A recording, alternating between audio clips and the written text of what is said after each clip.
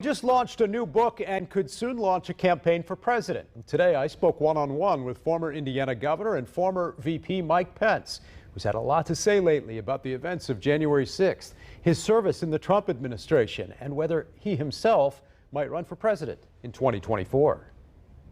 Former Vice President Mike Pence walked into our studios with a lot to say about the events of the last few years, including the attack on the Capitol on January 6th. The president's statements that day, in the midst of the riot. Some of them about you specifically. I thought they were reckless. His words that day endangered my family, endangered other people. Why wait this long to say all of this publicly and to this extent about that day and how you felt everything went down in terms of the president's actions specifically? Well, of course, I spoke about January 6th on January 6th when we reconvened the Congress. I condemned the violence. I praised the heroes. I made it clear publicly that President Trump was wrong. But in my book, So Help Me God, I wanted people to understand not just what I did that day, but how and why I did it. But we also asked, what will he do next? Will he really run against former President Trump in the primary? For President of the United States. What would that primary be like, given everything that's transpired since the 6th of January last year? Well, Karen and I are going to give serious consideration to running for president in 2024.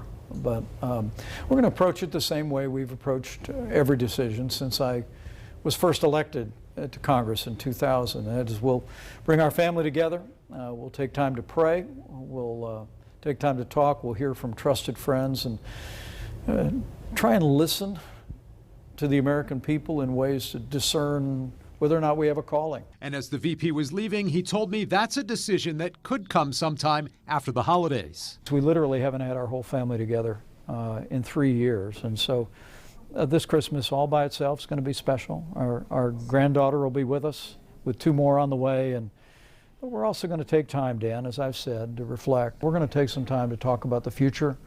Karen and I will also be talking with friends, and we'll give prayerful consideration to where we might next serve, and sometime after the first of the year we'll make a decision about what's next for Mike and Karen Pence. All right, much more from my interview Sunday morning at 9:30 on this week's edition of In Focus. By the way, the former VP will be at the Indiana Historical Society tomorrow for a stop on his book tour. That event is sold out. Your show?